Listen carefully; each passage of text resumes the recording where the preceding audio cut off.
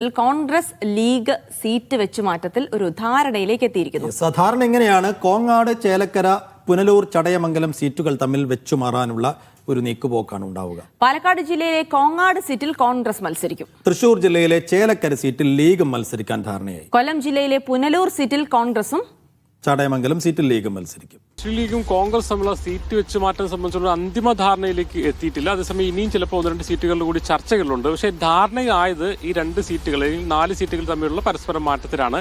അതിലൊന്ന് എന്ന് പറയുന്നത് കോങ്ങാടുള്ള സീറ്റിൽ ഇപ്പോൾ മുസ്ലിം ലീഗാണ് മത്സരിക്കുന്നത്. പാലക്കാട് ജില്ലയിലെ കോങ്ങാട് സീറ്റിൽ അവിടെ തദ്ദേശ തെരഞ്ഞെടുപ്പ് കഴിഞ്ഞു വരുമ്പോൾ കോൺഗ്രസിന് കുറച്ചുകൂടി പഞ്ചായത്തുകൾ ലഭിക്കുകയും ഒരു കോൺഗ്രസ് സ്ഥാനാർത്ഥി മത്സരിക്കുകയാണെങ്കിൽ അത് വിന്നബിലിറ്റിയുള്ള സീറ്റായി, വിജയസാധ്യതയുള്ള സീറ്റായി മാറി എന്നുള്ള വിലയിരുത്തലുണ്ട്. അതുകൊണ്ട് തന്നെ കോങ്ങാട് കോൺഗ്രസ് ആവശ്യപ്പെട്ടിരുന്നു. അതിന് പകരം പാലക്കാട് ജില്ലയിൽ സമാനമായ രീതിയിൽ നമുക്ക് സീറ്റുകൾ വെച്ചുമാറ്റം നോക്കുമ്പോൾ സ്വാഭാവികമായിട്ടും ഏത് രീതിയിലാണോ കഴിഞ്ഞ തെരഞ്ഞെടുപ്പ് പെർഫോമൻസ് അതൊക്കെ നോക്കിയിട്ട് സമാനമായ രീതിയിലുള്ള ഒരു വെയിറ്റേജ് ഉള്ള ഒരു സീറ്റാണ് നൽകാൻ കഴിയുക. അങ്ങനെയാണ് പിന്നെ മറ്റു ചില സീറ്റുകൾ പോയെങ്കിലും അടുത്ത ജില്ലയിൽ തൃശ്ശൂർ ജില്ലയിലുള്ള ചേലക്കര സീറ്റ് മുസ്ലിം ലീഗിന് ഏറ്റെടുക്കാമെന്നുള്ള കാര്യം മുസ്ലിം ലീഗ് നിർദ്ദേശം വെക്കുന്നത്. കാരണം മുസ്ലിം ലീഗിനെ സംബന്ധിച്ചിടത്തോളം അവിടെ ചില പഞ്ചായത്തുകളിൽ ലീഗിന് സ്വാധീനമുള്ള പഞ്ചായത്തുകൾ ചേലക്കരയിലുണ്ട്. അതുകൊണ്ട് തന്നെ കോൺഗ്രസ് മാറി അവിടെ സീറ്റ് ലീഗിലേക്ക് വരുമ്പോൾ കുറച്ചുകൂടി ഫൈറ്റിംഗ് സീറ്റായി ചേലക്കരയും മാറും. അങ്ങനെ UDF-ന് പൊതുവെ ഗുണമുള്ള ഒരു മാറ്റം എന്ന അർത്ഥത്തിലാണ് കോങ്ങാട് ചേലക്കരയിലേക്ക് ഒരു ധാരണ എത്തിച്ചേർന്നിരിക്കുന്നത്.